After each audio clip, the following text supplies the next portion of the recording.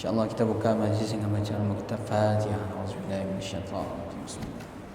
Alhamdulillahi rabbil alamin. Arrahman. Iyyaka na'budu wa iyyaka nasta'in. Ihdinas siratal mustaqim. Siratal ladzina an'amta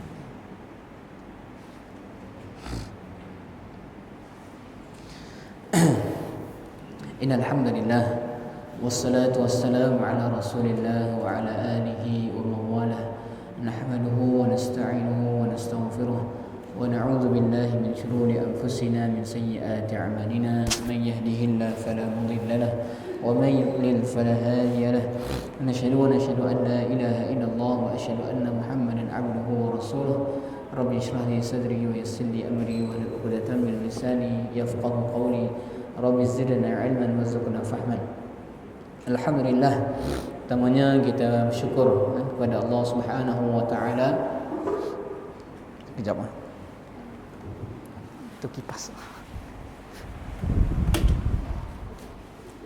Sejak. Si dapat sejak. Saya tu allergic kena angin. Sedong. Okey. Alhamdulillah, pertamanya kita syukur kepada Allah Subhanahu wa taala di atas berbagai nikmat yang Allah Subhanahu wa taala berikan. Nikmat iman, nikmat Islam, nikmat sihat, nikmat kehidupan, dan berbagai macam lagi nikmat yang tidak mampu untuk kita sebut satu demi satu. Nikmat dapat bangun pagi, nikmat dapat makan, nikmat dapat tidur. Banyak lagi nikmat kalau ingin kita renungkan dan kita ingat-ingatkan. Jadi tidak berhenti Allah Subhanahu wa taala melimpahkan nikmat dan karunia-Nya kepada kita semua. Selawat dan salam atas junjungan Nabi Muhammad sallallahu alaihi wasallam, junjungan kita, idola kita sallallahu alaihi wasallam. Dan insya-Allah tuan-puan dan rahmati Allah, pada malam ini seperti biasa dalam kajian tadabbur Al-Quran, bersama-sama kita membaca ayat Quran, memahami maknanya, mendalami maksudnya, dan bersama-sama mentadabburi ayat-ayat Al-Quranul Karim. Mudah-mudahan dari ayat yang kita baca, yang kita pelajari, yang kita tadabburi, kita mendapat pelajaran, hikmah dan pedoman dari ayat-ayat Quran yang Allah Subhanahu wa taala turunkan kepada kita. Jadi kita masih di surah Nuh. Surah Nuh, boleh buka surah Nuh. Terakhir kita sampai ayat yang ke 20. Ayat ke 20.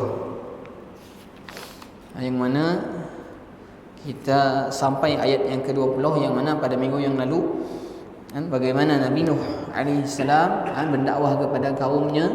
Bahagian yang akhir pada minggu yang lalu, setelah Nabi Nuh menyebutkan, malakum, ada apa dengan kalian tidak mahu beriman, tidak mahu beriman dengan Allah Subhanahu wa taala yang maha besar, maha agung.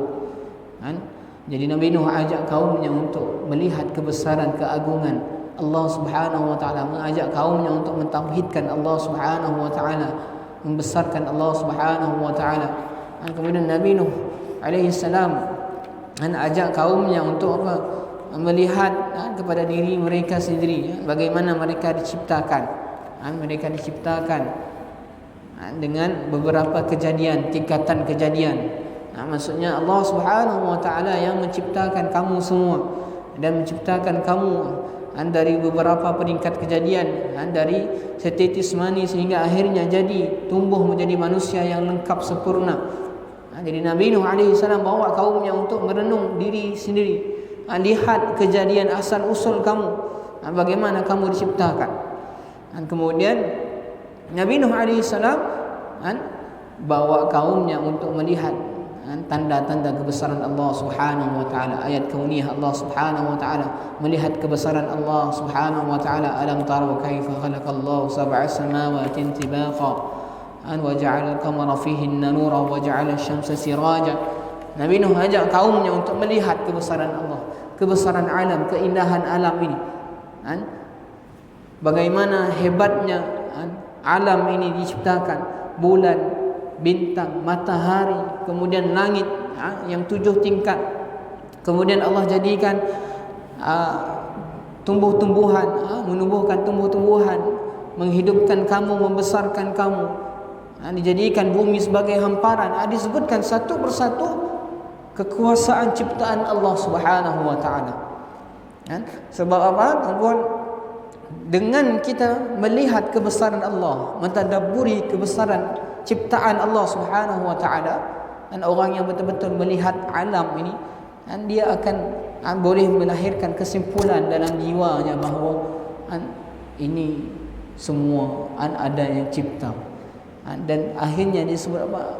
Aku sangat kerdil berbanding dengan ciptaan-ciptaan yang lain yang sangat sempurna, sangat hebat, sangat besar. Orang yang tadabbur alam. Apalagi kalau orang yang beriman tadabbur alam, sehingga melahirkan ketundukan, melahirkan kehambaan kepada Allah Subhanahu wa taala. Jadi itu uslub, cara isi dakwah Nabi Nuh alaihi salam kepada kaumnya. Minggu yang lalu kita dah bahas bagaimana Nabi Nuh ajak kaumnya, terang-terangan, senyap-senyap, seorang-seorang, ramai-ramai, macam-macam cara dipakai oleh Nabi Nuh alaihi salam. Okey, kita masuk ayat yang baru, ayat ke-21 hingga akhir. Ayat 21 hingga ayat ke-28. Boleh buka surah Nuh ayat 21 hingga ayat ke-28. Kita baca bersama-sama insya-Allah. A'udzu billahi minasy syaithanir rajim. Qala Nuhur rabbi innahum 'asawni wattaba'u man lam yazidhu maluhu wa waladuhu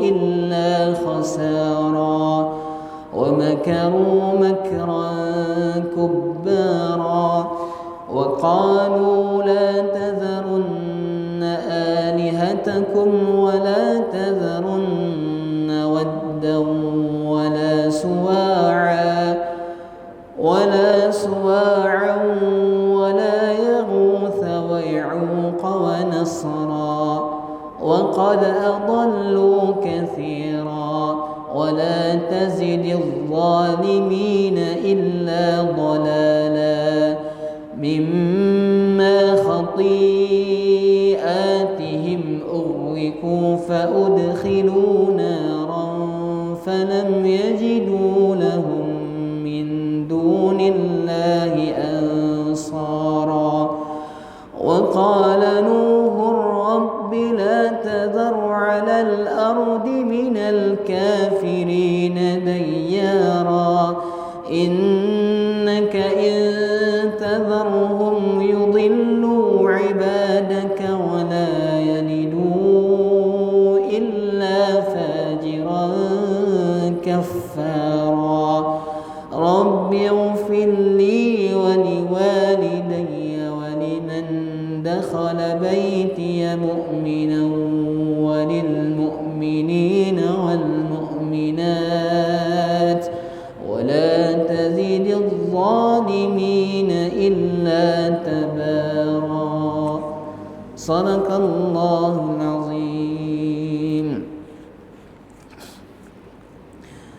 Pada ayat yang ke-21 ini, setelah Nabi Nuh berdakwah dengan berbagai cara, dengan berbagai isi, Nabi Nuh berdakwah kepada kaumnya selama berapa tahun? 950 tahun tuan-tuan.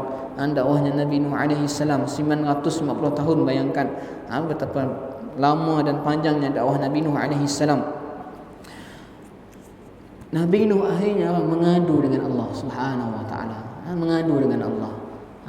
Wa qala Nuh, dan Nuh pun berkata, Rabbi innahum 'asawni wattaba'u man lam yazidhu maluhu wa waladuhu illa khasar. Wahai Tuhanku, kata Nabi Nuh alaihi salam, sesungguhnya mereka durhaka kepadaku dan mereka mengikuti orang-orang yang harta dan anak-anaknya hanya menambah kerugian baginya. Maksudnya Nabi Nuh alaihi salam mengadu dengan kaumnya, yang mana kaumnya ini tidak mau mengikuti dan beriman kepada Nabi Nuh alaihi salam.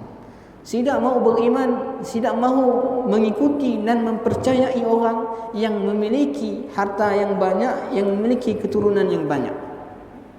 Jadi kaum Nabi Nuh ini enggan mengikuti dakwah Nabi Nuh alaihi salam kerana mereka menganggap Nabi Nuh orang yang miskin, orang yang biasa-biasa sahaja. Dalam surah Hud kata Allah Subhanahu wa taala, wa qala al-mala'u allazina kafaru min qaumihi ma naraka illa basharan mithlana wa ma naraka ittaba'aka illa allazina hum araziluna badiyar ra'i wa ma nara lakum 'alaina min fadlin bal nazunnukum kadhibin. Jadi orang-orang kafir dari kalangan kaum Nabi Nuh menyebutkan, berkata, kami tidak memandangmu wahai Nuh melainkan sebagai seorang manusia seperti kami saja. Kau siapa nak ngajak kami orang beriman? Kau sama aja. 2 kali 5. Kau nak ngajak kami beriman, kami orang beriman. Anak kau belum beriman, isteri kau belum beriman. Jadi kaumnya mana? Kau tu Nabi Nuh sama saja dengan kami orang. Sama seperti manusia seperti kami. Dan mereka juga mengatakan, dan kami tidak nampak golongan yang mengikutmu melainkan orang-orang kami yang miskin hina. Lagi berfikiran singkat, dan kami juga tidak memandang kamu semua mempunyai sebarang kelebihan yang mengatasi kami. Bahkan kami menganggap kamu orang-orang pendusta. Jadi ini pembesar-pembesar kafir di zaman Nabi Nuh alaihi salam, mereka melihat Nabi Nuh alaihi salam seperti si mau beriman dengan Nabi Nuh. Sebab apa? Sebab Nabi Nuh itu orang biasa, sama seperti kami. Dan kemudian orang yang mengikuti engkau wahai Nuh, orang yang miskin lagi hina, mengapa kami nak mengikuti engkau? Mereka sombong dengan harta yang mereka punya, pembesar-pembesar dengan harta dan keturunan yang mereka ada. Jadi Nuh berdoa kepada Tuhannya, wahai Tuhanku, sesungguhnya kaumku terus menerus membangkang kepadaku. Mereka tidak menyambut dakwahku. Kebanyakan mereka mengikuti para pembesar, pemimpin dan orang-orang kaya yang banyaknya kekayaan mereka. Anak-anak mereka hanya menambahi kesesatan di dunia dan hukuman di akhirat. Maka mereka merugi di dunia dan akhirat. Kemudian kata Nabi Nuh AS, jadi mereka itu mengikuti orang-orang yang kaya, orang-orang yang memiliki harta. Itu tidak menambah apapun kecuali kerugian bagi mereka. Kerugian bagi mereka mengikuti orang-orang yang berharta atau pembesar-pembesar, pemimpin-pemimpin yang kaya raya tadi. Itu tidak menambahkan apa-apa kecuali menambahkan lagi kerugian baginya. Jadi zaman Nabi Muhammad sallallahu alaihi wasallam, di awal dakwah Nabi Muhammad sallallahu alaihi wasallam pun lebih kurang serupa. Tidak si mau terima dakwah Nabi, kerana menganggap Nabi orang biasa, menganggap mereka lebih mulia daripada kaum Nabi Muhammad sallallahu alaihi wasallam. Kemudian mereka melihat orang yang mengikuti dakwah Nabi, orang yang miskin, hamba-hamba sahaya. Akhirnya mereka enggan untuk mengikuti dakwah Nabi.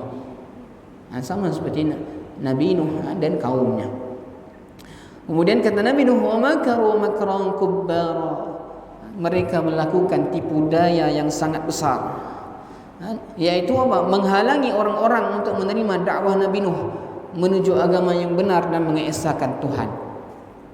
Jadi kaum Nabi Nuh tadi bukan sahaja tidak mau beriman kepada Nabi Nuh alaihi salam, dalam masa yang sama mereka melakukan tipu daya, makar. Tipu daya maksudnya kita lihat bagaimana Nabi Nuh alaihi salam dakwahnya 950 tahun. Betapa lamanya dakwah Nabi Nuh alaihi salam. Dan sepanjang dakwah Nabi Nuh alaihi salam pasti ada yang menghalangi, pasti ada yang melarang kaumnya untuk beriman kepada Nabi Nuh alaihi salam. Banyak tipu daya yang dilakukan oleh mereka supaya kaum mereka tidak beriman dengan ajakan Nabi Nuh alaihi salam.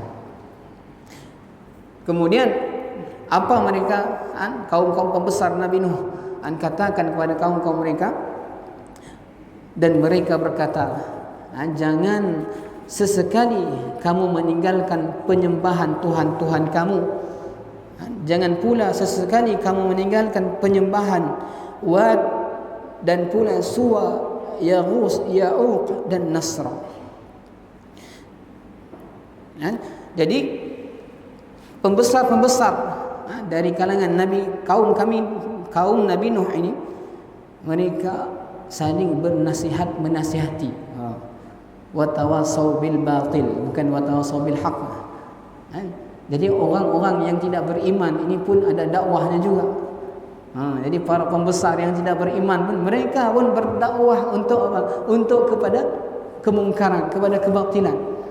Dia pembesar-pembesar sebutkan kepada mereka, jangan kalian sesekali meninggalkan penyembahan Tuhan-Tuhan kamu.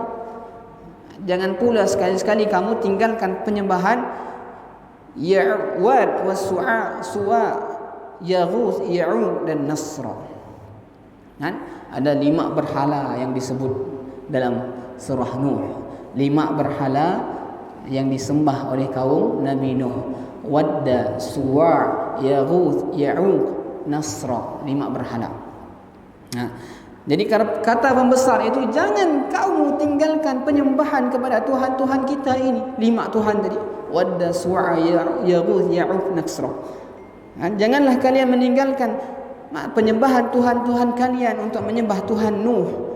Janganlah kalian meninggalkan khususnya penyembahan berhala-berhala yang penyembahannya beralih kepada orang-orang Arab, yaitu berhala Wad, Suwa, Yaghus, Ya'uq dan Nasra.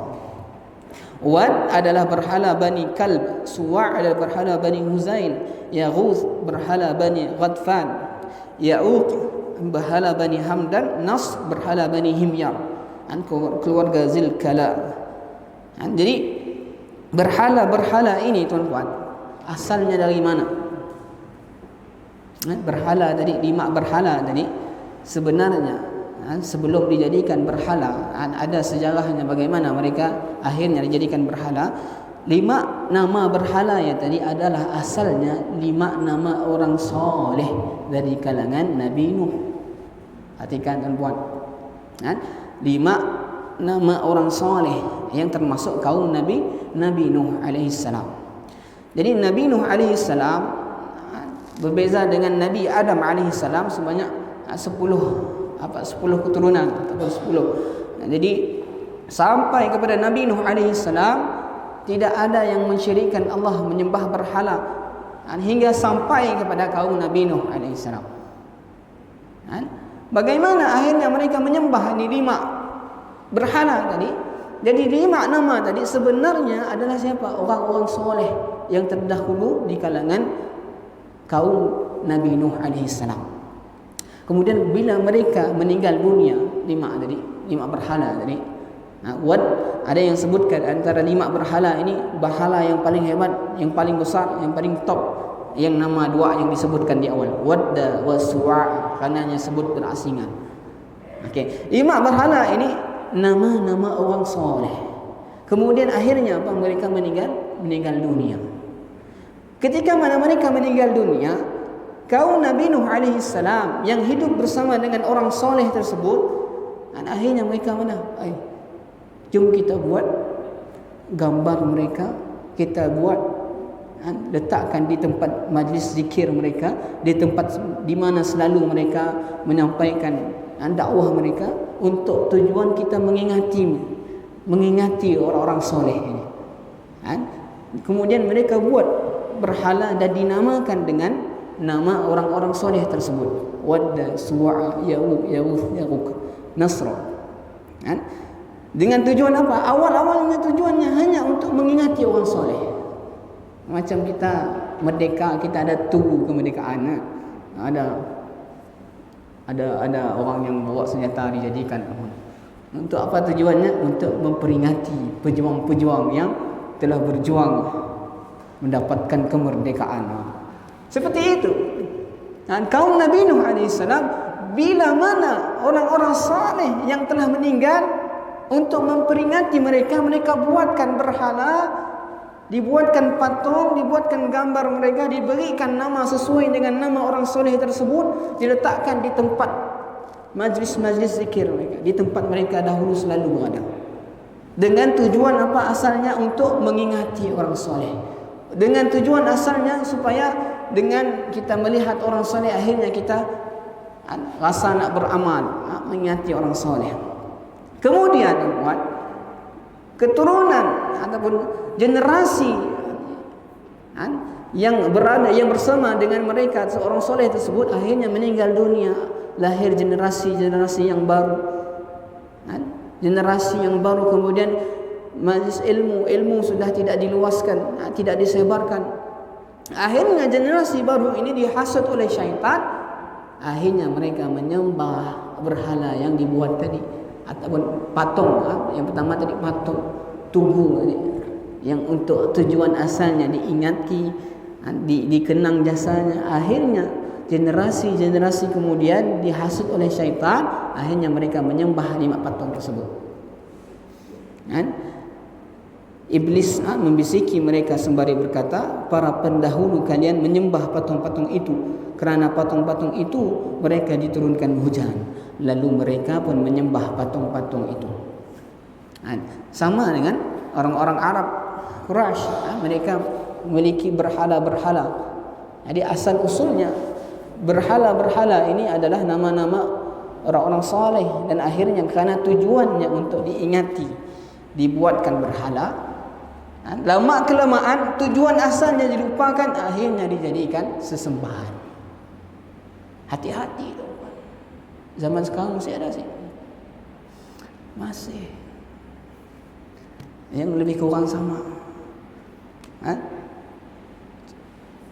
Ada yang berkeyakinan kalau kita meletak gambar ulama ini di rumah kita akan dihindari oleh jin dan syaitan. Tujuan asalnya untuk mungkin datuk nenek moyang yang menggambarkan ulama ini, tujuan asalnya untuk mengingati, untuk mengenang. Tapi kerana ilmunya tidak disebarkan, akhirnya generasi yang berikutnya melihat ada gambar, akhirnya mereka menganggap gambar ini membawa berkat, gambar ini membawa kelebihan, gambar ini boleh menolak jin dan sebagainya. Hati-hati. Oleh itu pentingnya penyebaran ilmu, pentingnya kita belajar. Saya sebutkan, minta maaf, sekarang tu baru-baru tu kita famous logo bab capal contohnya. Asal usulnya orang buat capal untuk memperingati Nabi. Maksudnya untuk mengenang Nabi, mengikuti mengingati apa-apa yang berada pada tubuh badan Nabi. Tapi akhirnya ada kelompok-kelompok yang berlebihan dan menjadikan simbol ataupun logo ini akhirnya disebutkan siapa yang pakai ini nanti dihindari dari musibah, siapa yang pakai ini yang mengandung akan dimudahkan bersalin, siapa yang pakai ini rumahnya dihindar daripada pencuri, siapa yang pakai ini. Dari mana datangnya? Tapi kalau kita ada ilmu, kita tahu, kita pakai sebab kita nak mengingati Rasul, tidak apa. Kalau tidak ada landasan ilmu, akhirnya ada satu kaum di India namanya Belvi. Akhirnya diagung-agungkan logo ini, tuan-puan. Disembah tuan-puan logo ini, tuan-puan. Akhirnya logo ini dibawa ke tempat kuburan, kemudian dijadikan seolah-olah seperti azimat. Kerana tidak ada ilmu. Jadi hati-hati. Kita harus bertindak berdasarkan ilmu. Sepertilah zaman kaum Nabi Nuh alaihi salam dahulu. Awalnya tadi untuk memperingati, akhirnya lahirlah khurafat dan sebagainya. Sama juga nak apa-apa pun. Oleh itu kita sangat dilarang, siapa pun dilarang untuk, kalaulah ada contohnya dilarang ditulis muka Nabi Muhammad SAW, kerana khawatir ada penyembahan lain pula nanti. Dan itu dilarang. Dalam Islam jarang. Yang perlu kita ikuti ajarannya, sunnahnya. Itu dia tuan-puan. Selingan. Okey. Jadi hati-hati. Sama juga zaman sekarang, kadang ada di kedai-kedai orangnya gantung apa-apalah dengan keyakinan. Masalahnya bila ada keyakinan dengan menggantung ini jualan aku akan laris, dengan menggantung ini rezeki akan bertambah. Ini yang menjadi masalah. Digambarnya gambar wali. Kalau di Indonesia banyak teman, di rumah-rumah diletaknya gambar wali. Kalau sampai ada keyakinan bahawa gambar tadi boleh memberi manfaat, boleh menolak mudarat, itu yang salah. Sama juga, konsepnya sama. Sekarang pun sama. Dengan apa yang kita pakai, jangan sampai berkeyakinan sesuatu benda tadi boleh membawa manfaat, boleh menolak mudarat. Kerana itu semua datang daripada Allah Subhanahu wa taala. Faham? Jadi biar kita faham, kita pakai dengan kefahaman, tidak masalah. Okey? Jadi kata pembesar Quraisy, jangan kamu tinggalkan sesembahan berhala ini. Wadda su'a yaghus ya'uq nasra, jangan tinggalkan. Mereka inilah yang dari dahulu kami sembah, ataupun nenek moyang kamu sembah, padahal bukan disembah, diperingati. Kerana keilmuan yang salah akhirnya disembah. Kemudian apa lagi kata Nabi Nuh alaihi salam? Dan sungguh mereka telah menyesatkan ramai orang, dan janganlah engkau tambahkan bagi orang-orang zalim itu selain kesesatan. Wa qad adallu katsira wa la tazididz zalimina illa dhalala. Jadi bukan hanya mereka tadi mendakwah, kaum atau pembesar tadi pun berdakwahnya, mengajak kaumnya supaya jangan tinggalkan berhala. Mereka telah menyesatkan ramai orang, kata Nabi Nuh. Menyesatkan ramai orang. Dan janganlah engkau, kata Nabi Nuh alaihissalam, janganlah engkau tambahkan bagi orang-orang yang zalim itu kecuali kesesatan. Jadi pemuka-pemuka kaum tadi menggunakan berhala-berhala tadi untuk menyesatkan manusia yang ramai. Sama seperti saya sebut tadi, disebutkan berhala ini, kamu sembah ini, wadda su'a, nanti turun hujan. Kamu sembah ini, nanti kamu akan dapat anak. Kamu sembah ini. Digunakan untuk menyesatkan kaumnya. Pembesar-pembesar kaum Nabi Nuh alaihi salam gunakan berbagai cara, berbagai medium untuk menyesatkan kaumnya. Wa qad adallu katsira, dan akhirnya memang banyak yang sesat dengan ajakan pembesar-pembesar kaum Nabi Nuh alaihi salam. Bayangkan, kaumnya ribuan, berdasarkan riwayat ribuan, yang beriman hanya 80 orang saja. Bayangkan daripada ribuan tadi 80 orang saja yang beriman. Maksudnya banyak yang terkena dakwah dan ajakan pembesar-pembesar kaum Nabi Nuh alaihi salam. Mereka telah menyesatkan ramai orang. Nah, kemudian apa kata Nabi Nuh alaihi salam dalam ayat yang seterusnya, disebabkan kesalahan-kesalahan mereka, kata Allah Subhanahu wa taala, kemudian Allah menjelaskan balasan mereka. Balasan itu adalah mereka menyesatkan orang-orang banyak. Allah Subhanahu wa taala berfirman, mimma khati'atihim urriku fa udkhilu nara falam tajidu min dunillahi ansara. Disebabkan kesalahan-kesalahan mereka ditenggelamkan lalu dimasukkan ke neraka, maka mereka tidak mendapat penolong selain Allah. Artinya kerana dosa dan kesalahan mereka banyak, mereka terus menerus dalam kekafiran dan menentang Rasul mereka. Akhirnya dengan kesalahan, dengan dosa mereka, ditenggelami oleh Allah Subhanahu wa taala dengan dihadirkan banjir besar. Sebab apa mereka dihancurkan? Sebab dosa, kesalahan yang mereka lakukan. Akhirnya ditenggelamkan. Maksudnya dijadikan banjir besar, tenggelam, habis, hancur semua. Kemudian kata Allah, fa'udkhilu nar, kemudian dimasukkan ke neraka. Ayat ini para ulama tafsir mentafsirkan fa'udkhilu nar, kalau ada perkataan fa, maksudnya apa? Nya langsung ditenggelamkan kemudian langsung dimasukkan ke dalam neraka. Ya, terjemahannya. Bila diartikan maksudnya orang-orang kafir, orang-orang kaum Nabi Nuh yang tenggelam tadi, mereka ada dua pendapat. Yang pertama, mereka turut mendapat azab kubur, walaupun tidak dikuburkan, mereka turut mendapat azab kubur. Sebab disebutkan selepas tenggelam langsung menerima dimasukkan dalam neraka.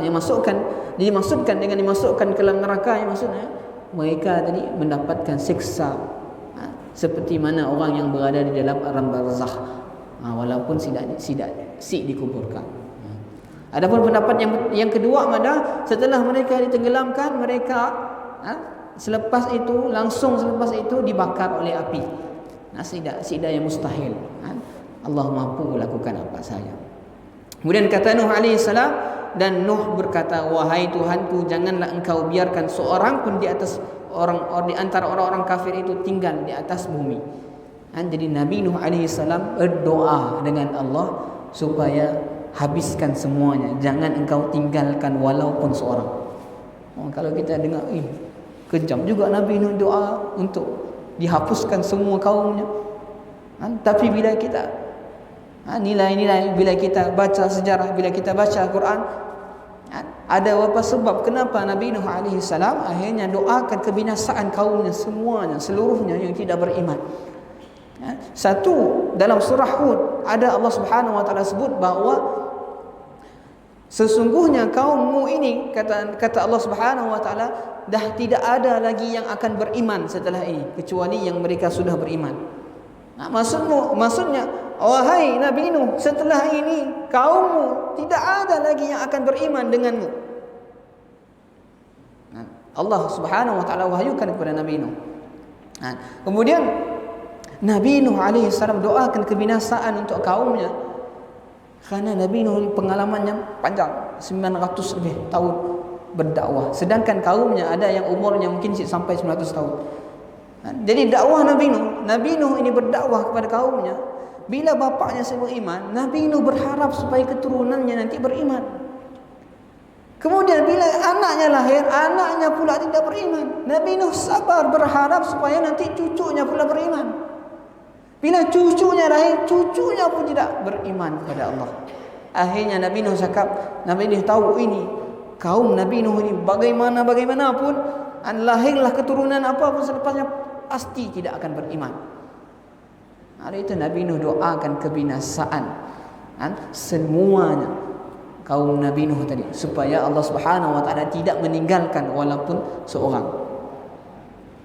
Sesungguhnya kata Nabi Nuh, jika engkau biarkan mereka tinggal, nescaya mereka akan menyesatkan hamba-hambamu, dan mereka hanya akan melahirkan anak-anak yang jahat dan tidak tahu bersyukur. Kalau engkau tinggalkan, wahai Allah, nescaya mereka sudahlah mereka sesat, mereka akan menyesatkan lagi kaum yang lain, dan mereka akan melahirkan lagi keturunan-keturunan yang tidak beriman kepada engkau, wahai Allah Subhanahu wa taala. Kemudian di akhir surah ini Nabi Nuh berdoa kepada Allah Subhanahu wa taala, Rabbighfirli, ya Tuhanku, ampunilah aku, wali walidayya, ibu bapakku, waliman dakhala baiti mu'mina walil mu'minina wal mu'minat wala tazidiz zalimina illa tabara. Ampunilah aku, ibu bapakku, dan sesiapa pun yang memasuki rumahku dengan beriman, dan semua orang yang beriman, laki-laki dan perempuan, dan janganlah engkau tambahkan bagi orang-orang yang zalim itu selain kehancuran. Jadi Nabi Nuh alaihi salam di akhir surah ini berdoa, diampunkan dosanya, dosa kedua orang tuanya. Jadi dengan ini, berdasarkan ayat ini, kita tahu bahawa mak bapak Nabi Nuh beriman. anaknya, isterinya si beriman, mak bapaknya beriman. Jadi didoakan keampunan untuk mereka yang beriman. Jadi insya-Allah tuan-tuan, mudah-mudahan ada manfaat yang dapat kita ambil daripada tadabbur surah Nuh. Jadi kita dah habis selesai surah Nuh. Insya-Allah minggu depan kita cuba simpulkan sedikit sebelum kita masuk surah yang baru insya-Allah. Jadi yang baik datang pada Allah Subhanahu wa taala, yang kurang saya mohon ampun. Maaf, aku qauli hadza wa astaghfirullah li wa lakum wallahu rahim. Kita tangguh dengan tasbih kifarah dan suratul Asr. Subhanakallahumma wa bihamdika asyhadu an la ilaha illa ant astaghfiruka wa atubu ilaik. Bismillahirrahmanirrahim. Wal 'asri innal insana lafi khusr illa alladziina aamanu wa 'amilus salihati wa tawassaw bil haqq wa tawassaw bis sabr. Assalamualaikum warahmatullahi wabarakatuh.